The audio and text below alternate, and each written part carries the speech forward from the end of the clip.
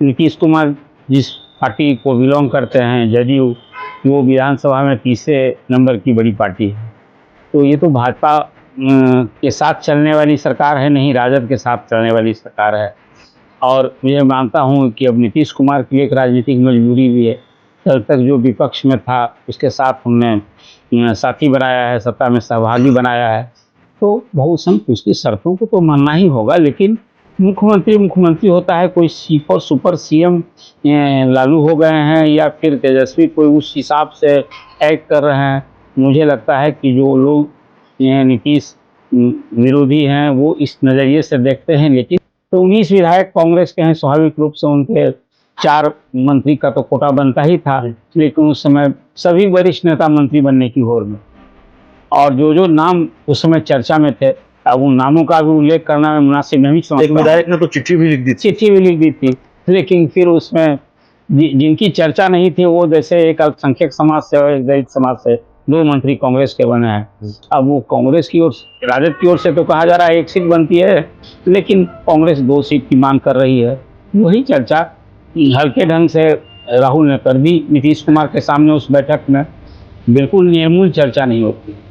आज यदि यूपीए से नाता तोड़कर जीतन राम मांझी एनडीए के साथ गए हैं और दूसरे ही तीसरे दिन अमित शाह से उनकी भेंट हुई और एनडीए में उन्होंने खुद भेंट करने के बाद शामिल होने की बात की, तो वो तो डील हुआ ही होगा।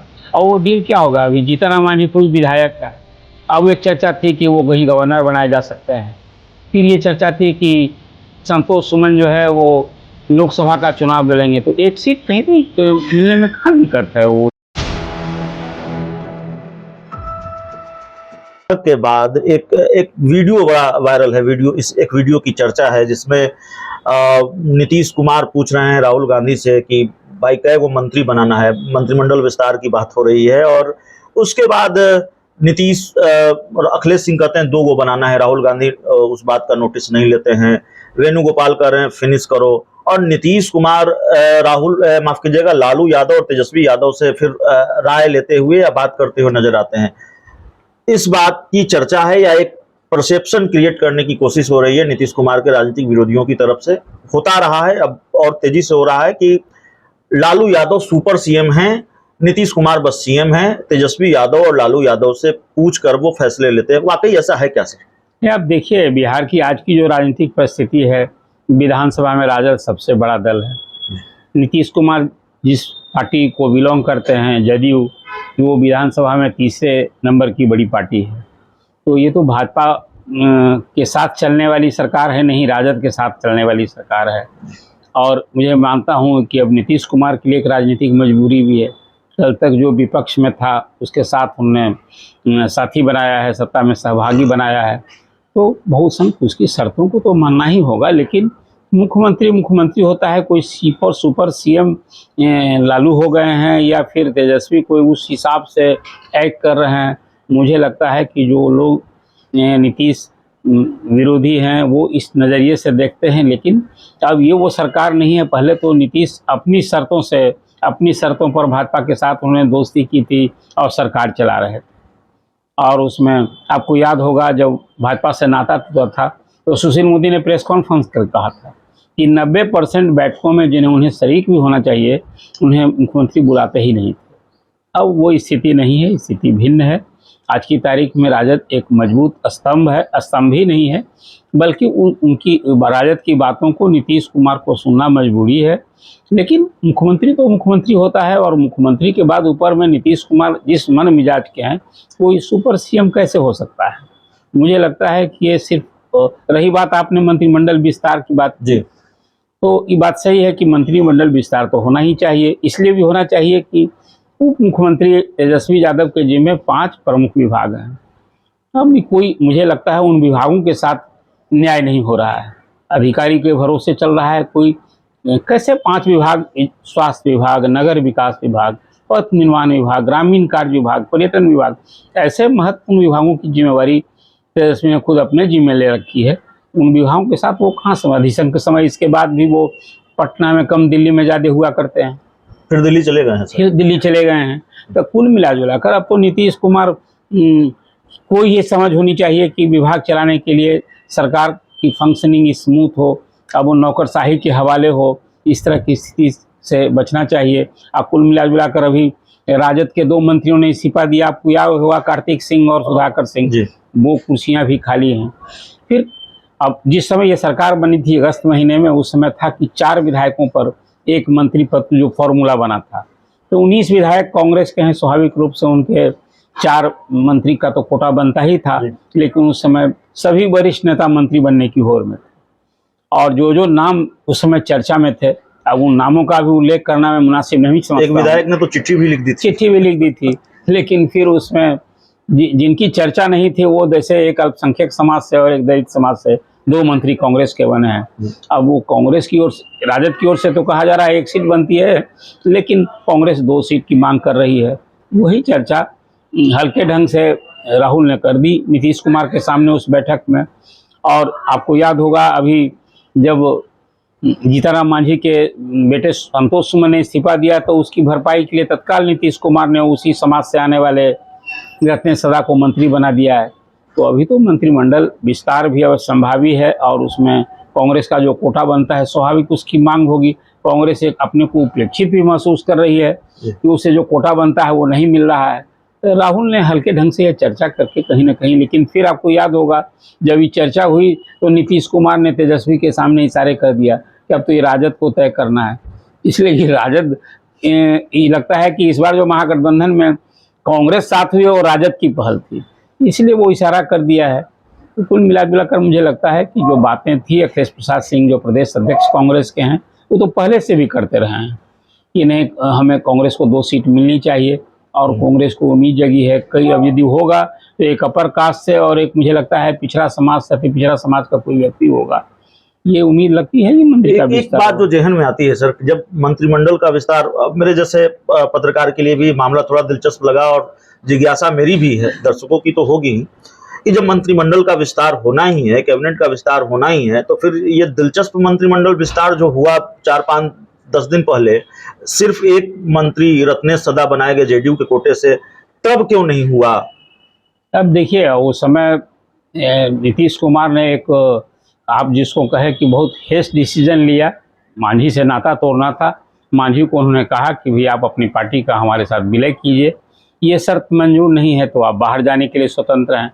और मांझी ने बाहर जाने का रास्ता तय किया, और उनके लड़के जो अभी पार्टी के हम के अध्यक्ष थे, उन्होंने मंत्रिमंडल से इस्तीफा दिया, तो तत्काल उसकी भरपाई नीतीश कुमार को, कोई कैबिनेट जो बनता है वो मुख्यमंत्री का विशेषाधिकार है, विवेकाधिकार है, तो अपने कोटे की सीट तत्काल भर ली उन्होंने।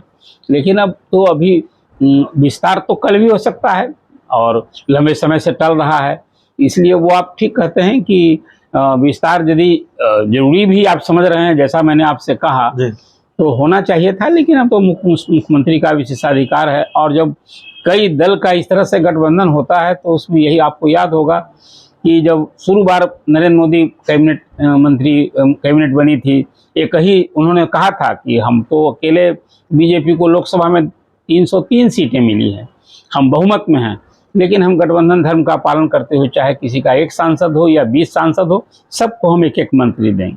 नीतीश कुमार उस समय 2 मंत्री पद चाहते थे, लेकिन भाजपा तैयार नहीं हुई, और तब 1 मंत्री, जिस समय जदयू में भी द्वंद्व था कि आरसीपी सिंह बने कि ललन सिंह बने, और कुल मिलाकर उस समय नीतीश कुमार, आपको याद होगा, जब दिल्ली लौटकर पटना एयरपोर्ट पर उन्होंने कहा कि मंत्रिमंडल विस्तार की मुझे चर्चा नहीं करेंगे, मुझे इसकी कोई ज़रूरत नहीं है, कई ऐसी बातें की थी। बाद में आरसीपी सिंह को फिर उन्होंने शामिल कराया। अब बात का घटनाक्रम आपको, तो इसलिए अब तो अभी केंद्र में भी मंत्रिमंडल का विस्तार होना है, और उसमें कुछ लोग संगठन में लाए जाएंगे, तो ये तो विस्तार जो हमेशा प्रधानमंत्री का विशेषाधिकार होता है, उसी तरह से राज्य में मुख्यमंत्री का होता है।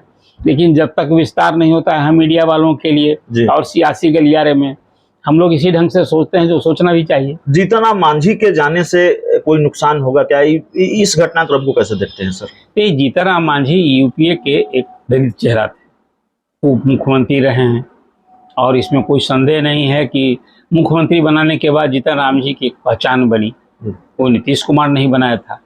लेकिन अब किसी दल के साथ रहने से फायदा था, तभी तो 4 विधायक वाली पार्टी है।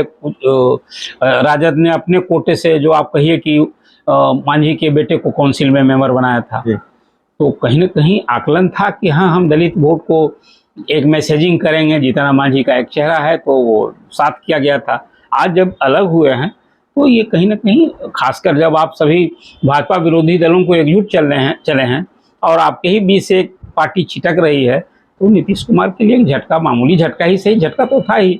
फिर जहाँ तक आपने बात की कि इससे फायदा और घाटा की बात है, ये फायदा घाटा तो चुनाव में होता है, लेकिन कहीं ना कहीं अब एनडीए को, जो अभी एक अकेले भी बीजेपी थी, बीजेपी को छोड़ के सारी पार्टियां सत्तारूढ़ दल में शामिल हो गई थी, तो धीरे धीरे स्प्लिटर ग्रुप ही सही, अब वो उपेंद्र कुशवाहा साथ आ गए, मुकेश सहनी भी साथ आने की राह में हैं, और चिराग पासवान पहले ही से साथ नहीं है तब भी पूरी तरह साथ हैं जी।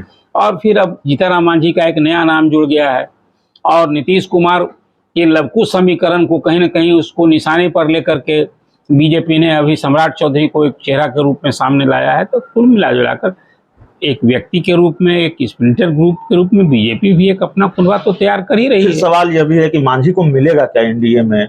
2 सीटें, 4 सीटें, 5 सीटें, राज्यपाल का पद, जिनकी बड़ी चर्चा है। देखिए, जो राजनीति में जब कोई चर्चा होती है तो कोई बात कहीं होती है तभी चर्चा होती है, बिल्कुल निर्मूल चर्चा नहीं होती है।